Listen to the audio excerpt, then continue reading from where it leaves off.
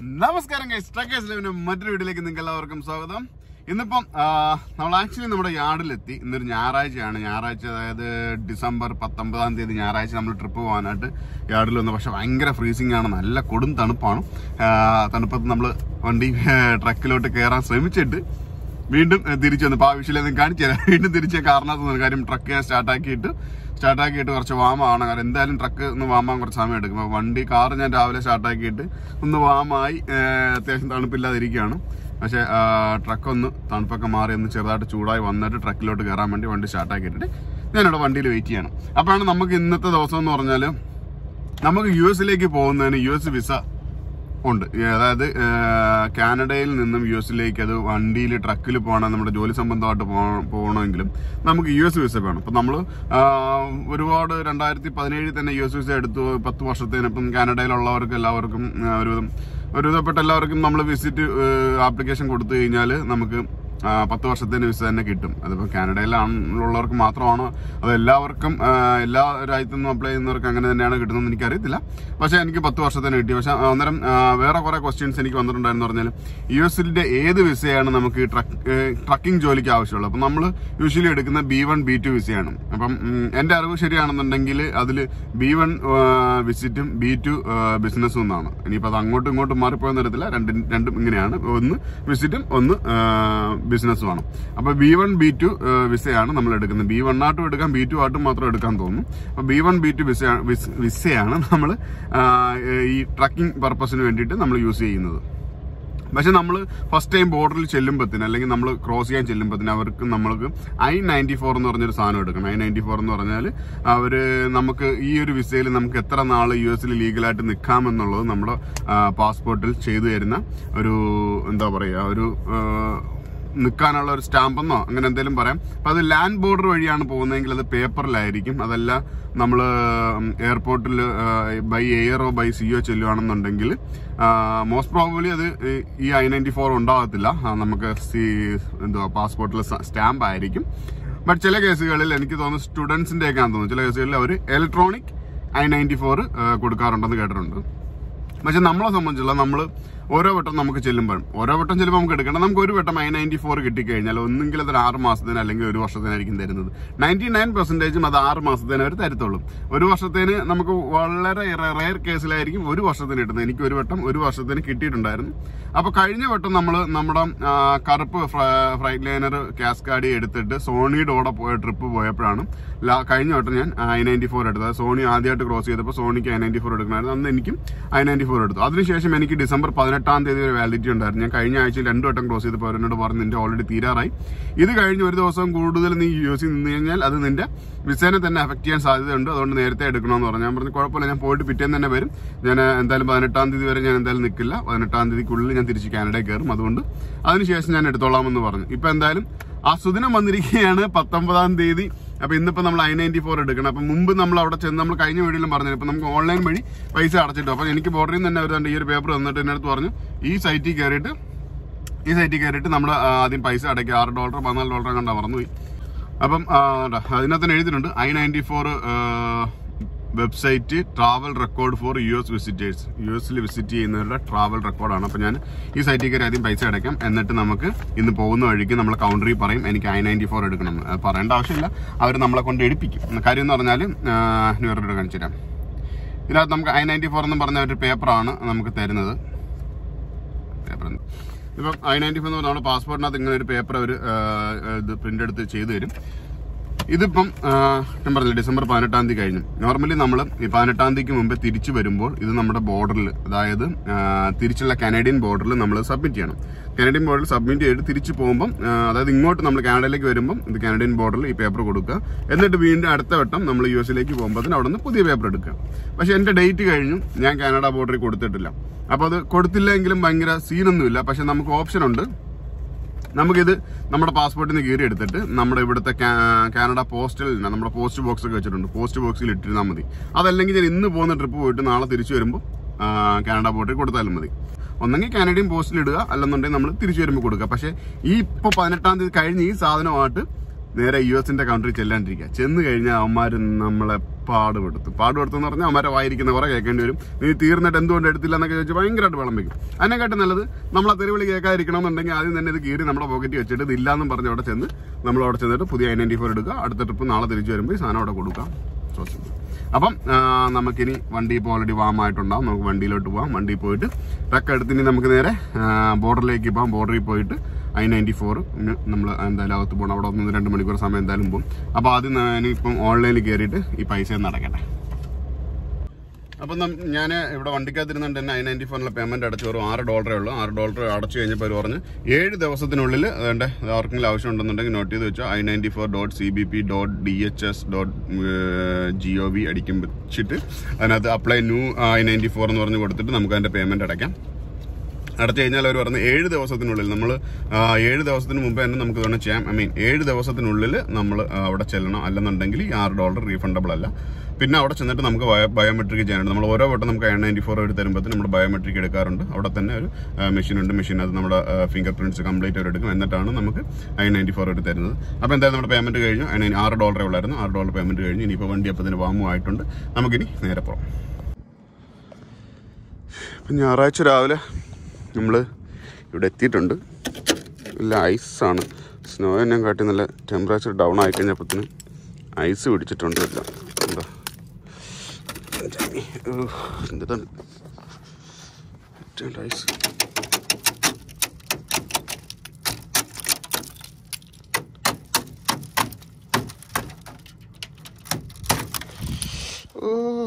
വലിയ ഐസാണ്. അയ്യോ, ഐസ് പിടിച്ച് തൂങ്ങിയൊക്കെ ഇറങ്ങിയപ്പോണ്ട് നല്ല തണുപ്പുണ്ട് എൻ്റെ അമ്മേ. നമ്മളാ കൈ കൊണ്ട് ഐസ് പിടിച്ചിട്ട് കൈ ഒരുമാതിരി ഭയങ്കരമായിട്ട് തണുപ്പായി. അപ്പോൾ വണ്ടിക്കകത്ത് നല്ല തണുപ്പാണ്. അതൊന്ന് ചൂടാകാൻ സമയം എടുക്കുക. അപ്പോൾ എൻ്റെ വണ്ടി സ്റ്റാർട്ട് ചെയ്തിട്ടിട്ട് ഇതായാലും കാർ ഇപ്പോൾ ഓൾറെഡി ചൂടായത് കാരണം ഓടി ഒന്ന് കുറച്ച് കാറിനകത്ത് വന്നിരുന്നു.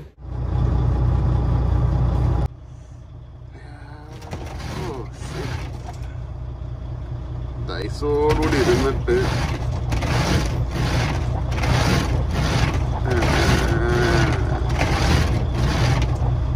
ഐസ് കുത്തി ഇളക്കേണ്ടി വരും. നമുക്ക് കൊണ്ടുപോകേണ്ടൊരു ട്രെയിലറിന്റെ കോലമാണ്. അതിൻ്റെ അടിയിലുള്ളതാണത്. മൊത്തം ഐസ് പിടിച്ച് തൂങ്ങി നടക്കുക. ഇവിടെ എല്ലാം കട്ട ഐസ്. ഇതിനൊക്കെ ഇളകിപ്പോയതാ. പക്ഷെ ഈ തണുപ്പത്ത് ഞാനിപ്പോ 3ാമത്തെ ട്രെയിലറാണ് ബുക്ക് ചെയ്യുന്നത്. ഈ ട്രെയിലർ കണ്ടിട്ട് ഏതോ ഫ്രീസിങ് റെയിനൊക്കെ ഉള്ള സ്ഥലത്ത് നിന്ന് വന്നാണ് കൊണ്ട് എന്താ കംപ്ലീറ്റ് ഫ്രീസായി. നമ്മുടെ സീല് വരെ ഫ്രീസായിരിക്കുന്നുണ്ട്. ഇനിയിപ്പോൾ കൈ വീണ്ടും പോണ്ട. ഇപ്പൊ ഒന്ന് വാമാക്കി എടുത്തുള്ളൂ. ആകെ മൊത്തം അലമ്പായിട്ടിരിക്കുക. നേരെ അത് നമുക്ക് ആദ്യം അസൈൻ ചെയ്തത് ഇത് കണ്ടോ, ഈ ട്രെയിലറായിരുന്നു. ഇത് കണ്ടോ 3 ആക്സിലുണ്ട്. അപ്പം 3 ആക്സിലുള്ള ഈ ട്രെയിലർ നമുക്ക് US കൊണ്ടുപോകാൻ പറ്റത്തില്ല. അപ്പോൾ US കൊണ്ടുപോകണമെങ്കിൽ നമുക്ക് സ്പെഷ്യൽ പെർമിഷനൊക്കെ വേണ്ടി വരും. അപ്പോൾ അത് കാരണം നമ്മുടെ ലോഡ് ഇപ്പം മാറ്റി ഈ ട്രെയിലർ ഇവിടെ തന്നെ ഡ്രോപ്പ് ചെയ്തിട്ട് നമുക്ക് വേറെ ട്രെയിലർ തന്നു. അപ്പോൾ ഈ ട്രെയിലർ എടുക്കാൻ വന്നപ്പോൾ ഇതിൻ്റെ ഫ്രണ്ടിൽ വേറൊരു ട്രെയിലർ ബ്ലോക്കായി കിടപ്പുണ്ട്. രാവിലെ അതും മാറ്റി ഇതും ഹുക്ക് ചെയ്തു.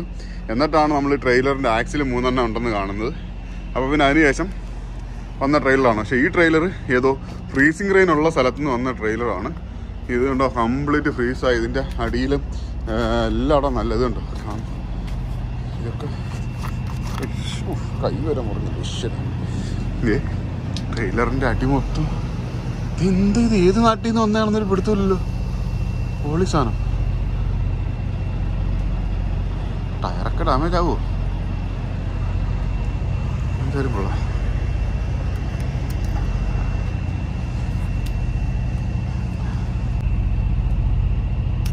ഇത് വെച്ചൊരാളെ കുത്തിക്കഴിഞ്ഞാലൊക്കെ ചത്തുപോയി.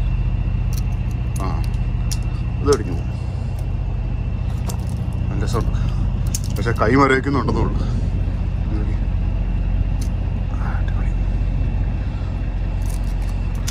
അപ്പം നമുക്ക് കളിച്ചുകൊണ്ടിരിക്കാൻ സമയമില്ല. നമുക്ക് നമ്മുടെ പരിപാടി ഇറക്കി പോവാം. എന്തായാലും ഈ ട്രെയിനിൽ ബുക്ക് ചെയ്തപ്പോൾ ഇതും കൊണ്ട് നമ്മൾ പോകാൻ പോകുന്നത്.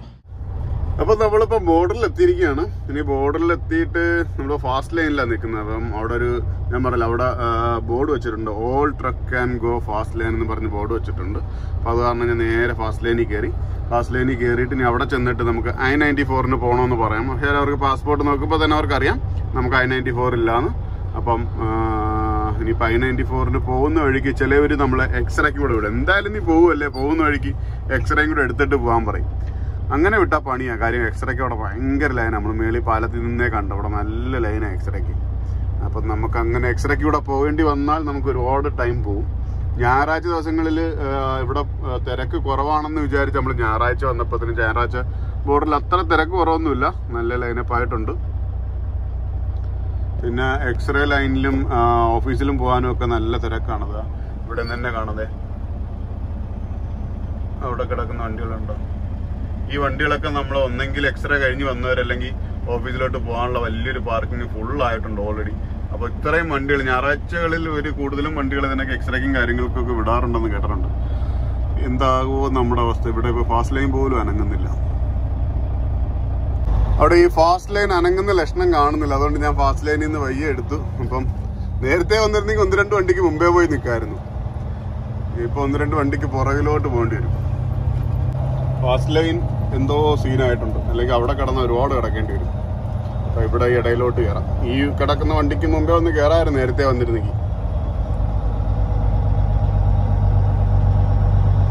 ഭാഗ്യം നമ്മളെ എക്സ്റേക്ക് വിട്ടില്ല. അതുകൊണ്ടോ എക്സ്റേയുടെ ലൈൻ ഇവിടെ നിന്ന് തുടങ്ങുകയാണ്. നമുക്ക് എന്തായാലും എക്സ്റേക്ക് വിട്ടില്ല, നേരെ തന്നെ I-94 എടുക്കാൻ പറഞ്ഞു.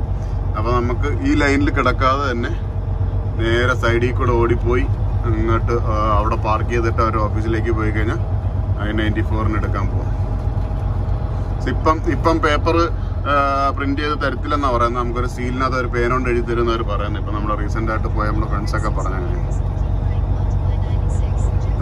എക്സ്റേ ലൈനിൽ വന്നു കഴിഞ്ഞാൽ ഇന്നത്തെ ദിവസം കുടുങ്ങി. ഇവിടെ എത്ര വണ്ടി? 2 എക്സ്റേ ലൈനും ഓപ്പൺ ആണ്, പക്ഷെ അവർ നല്ല സ്ലോയിലാണ്. ഒരു വണ്ടി ഇപ്പോൾ എക്സ്റേ എടുക്കാനായിട്ട് അകത്തോട്ട് കയറി കിടക്കുന്നു. നമ്മളിപ്പോൾ അതിന്റെ സൈഡിൽ കൂടെ പോവാം.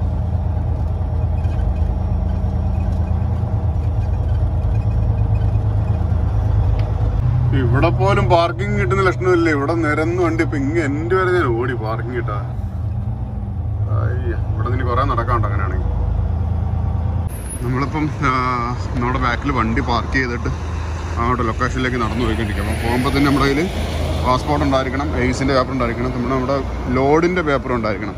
നമ്മൾ എന്ത് ലോഡാണോ കൊണ്ടുവന്നത് ആ ലോഡിൻ്റെ പേപ്പർ ഉണ്ടായിരിക്കണം. അപ്പോൾ അത്രയും സാധനം എടുത്തിട്ടുണ്ട്. അതും കൊണ്ട് നമ്മൾ അങ്ങോട്ട് പോയിക്കൊണ്ടിരിക്കുക.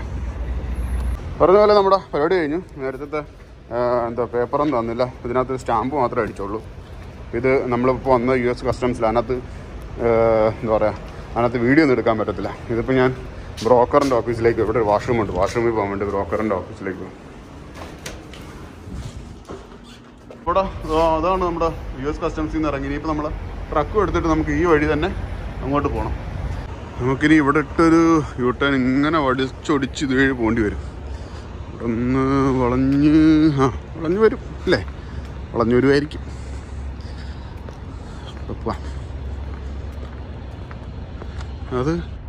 ഇതൊക്കെ വണ്ടിയുടെ മുകളിലൊക്കെ ചെക്ക് ചെയ്യാനുള്ള റാമ്പാന്ന് തോന്നുന്നു കേട്ടോ. ഇതുവരെ അങ്ങനൊരു ഫെസിലിറ്റി നമുക്ക് ഇതുവരെ കിട്ടിയിട്ടില്ല. എന്തെങ്കിലും അതും കിട്ടുമായിരിക്കും.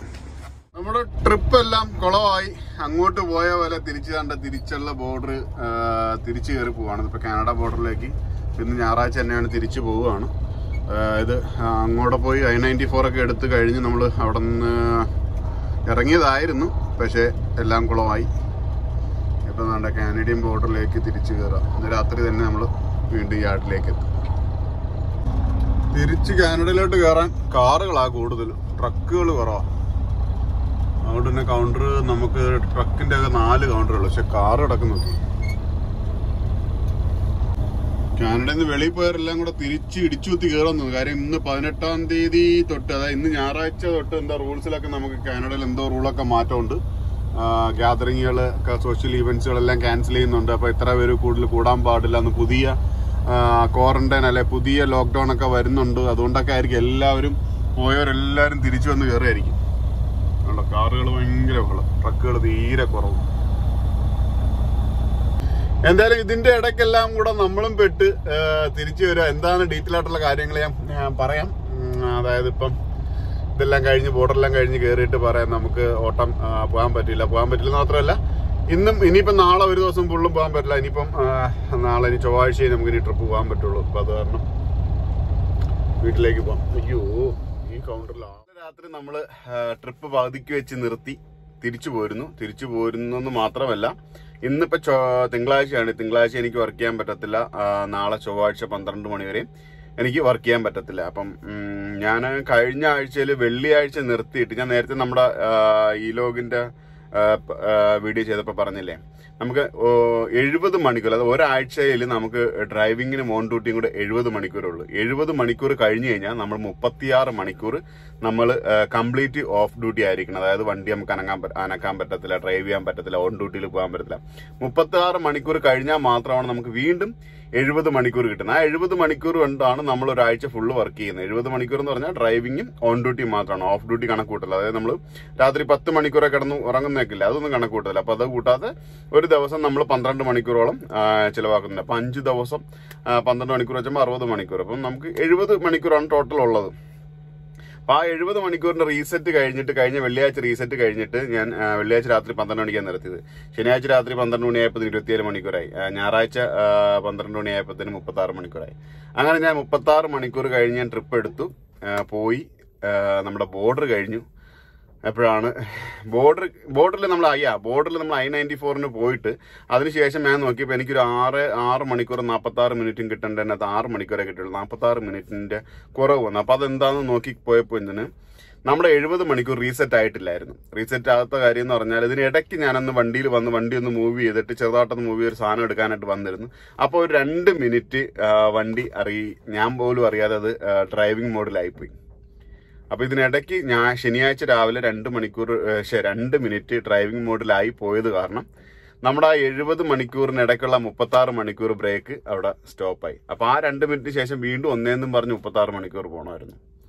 അപ്പൊ അത് ഞാൻ ബോർഡറിൽ ചെന്നപ്പോഴാണ് ശ്രദ്ധിച്ചത്. കമ്പനി വിളിച്ചു പറഞ്ഞിട്ട് ആ 2 മിനിറ്റിന്റെ കാര്യമാണ്, എങ്ങനെയെങ്കിലും ഒന്ന് അഡ്ജസ്റ്റ് ചെയ്ത് തരാമെന്ന് പറഞ്ഞിട്ട് കമ്പനിക്കാർ സമ്മതിച്ചില്ല. ബിക്കോസ് വൺസ് ഡ്രൈവിൽ പോയി കഴിഞ്ഞാൽ ആർക്കും എഡിറ്റ് ചെയ്യാൻ പറ്റത്തില്ല. അത് ഓൺ ഡ്യൂട്ടി ഓഫ് ഡ്യൂട്ടി ഒക്കെ ആണെങ്കിൽ നമുക്ക് എഡിറ്റ് ചെയ്ത് മാറ്റിയിട്ട് നമ്മുടെ 36 മണിക്കൂർ കണ്ടിന്യൂ ചെയ്തിട്ട് പോകാൻ വരുന്നു.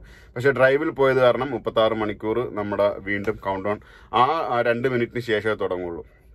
അപ്പൊ അങ്ങനെ വരുമ്പോഴത്തേന് ഞാൻ വണ്ടി ഓടിക്കുകയും ചെയ്തപ്പം വീണ്ടും ഇന്നലെ ട്രിപ്പ് എടുത്തപ്പോഴും എന്റെ 36 മണിക്കൂറിന്റെ ബ്രേക്ക് വീണ്ടും കഴിഞ്ഞു. അങ്ങനെ കമ്പനിയായിട്ട് സംസാരിച്ചപ്പോൾ അവർക്ക് ഒന്നും ചെയ്യാൻ പറ്റത്തില്ല. അപ്പൊ എനിക്കിനി 6 മണിക്കൂറും കൂടെ ഇന്നലെ രാത്രി വണ്ടി ഓടിക്കാനുണ്ട്. 6 മണിക്കൂർ കഴിഞ്ഞാൽ പിന്നെ 36 മണിക്കൂർ വണ്ടി ഞാൻ ഒതുക്കിയിടണം. അപ്പൊ നേരെ ഞാൻ പോകുന്നത് ഷിക്കാഗോയിലേക്കായിരുന്നു. ഷിക്കാഗോയിൽ അവിടെ ചെന്ന് കഴിഞ്ഞാൽ പിന്നെ എനിക്ക് തിരിച്ചു വരാൻ ടൈമില്ല. 36 മണിക്കൂർ കഴിഞ്ഞിട്ട്, അതായത് ഏകദേശം 1.5 ദിവസം കഴിഞ്ഞ് എനിക്ക് തിരിച്ചു വരാൻ പറ്റത്തുള്ളൂ. അപ്പൊ പിന്നെ ഞാൻ പറഞ്ഞു, അങ്ങനെ എനിക്ക് 1.5 ദിവസം ഞാൻ വഴിയിൽ ഷിക്കാഗോയിൽ പോയി കിടന്നിട്ട് ഒന്നും ചെയ്യാനില്ലല്ലോ. അപ്പൊ എനിക്ക് തിരിച്ചു പോകണമെന്ന് പറഞ്ഞു. ഞാൻ ബോർഡർ കഴിഞ്ഞപ്പോൾ നമ്മുടെ ഒരു യാർഡുണ്ട്, ബോർഡർ തൊട്ടടുത്ത് തന്നെ. അവിടെ കൊണ്ട് ട്രെയിലർ ഡ്രോപ്പ് ചെയ്തിട്ട് അവിടെ നിന്ന് വേറൊരു ട്രെയിലർ എടുത്ത് രാത്രിക്ക് തന്നെ 6 മണിക്കൂർ തീരുന്നതിനുള്ളിൽ തന്നെ യാർഡിലെത്തി.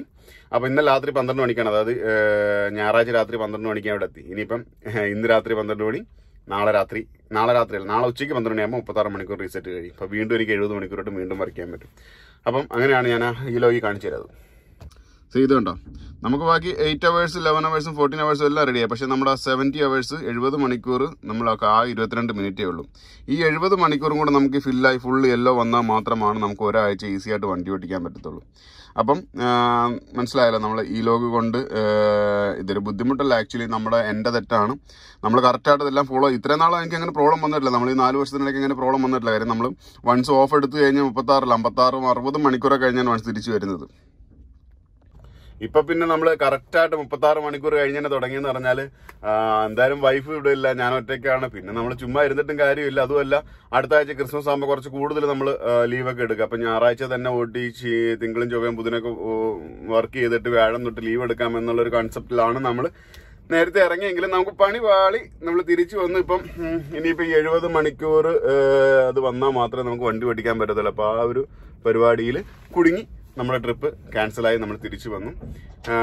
തിരിച്ച് ഞാൻ പെട്ടെന്ന് തന്നെ അവരിങ്ങനെ പറഞ്ഞു കഴിഞ്ഞപ്പോൾ ഞാൻ പറഞ്ഞു, ഓക്കെ, ഞാൻ വണ്ടി ഡ്രോപ്പ് ചെയ്യുകയാണ്, എനിക്ക് തിരിച്ച് വീട്ടിൽ പോകണമെന്ന് പറഞ്ഞ് അങ്ങനെ തിരിച്ചു വന്നതാണ്. പക്ഷെ പിന്നീടാണ് ആലോചിച്ചത്, നമ്മൾ പറഞ്ഞു ഷിക്കാഗോയിൽ പോയി നമുക്ക് ഒരു ദിവസം സ്പെൻഡ് ചെയ്യാനുള്ള അവസരമായിരുന്നു അത്. പക്ഷെ അത് തിരിച്ച് വണ്ടി ഓടിക്കൊണ്ടിരുന്നപ്പോഴാണ് അത് ആലോചിച്ചത്. അവിടെ പോയിട്ട് 36 മണിക്കൂർ, അതായത് 1.5 ദിവസത്തോടെ കിടക്കുന്ന ടൈമിൽ നമ്മുടെ ആ ഷിക്കാഗോയിലെ ഡിനുബായിനെയും വിളിച്ചിട്ട്, ഡിനുബായി ഇന്നലെ വിളിക്കുകയും ചെയ്തു. ഡിനുബായിനെയും വിളിച്ചിട്ട് ഷിക്കാഗോ മൊത്തം 1.5 ദിവസം കൊണ്ടൊന്ന് എക്സ്പ്ലോർ ചെയ്യാനും പറ്റുമായിരുന്നു.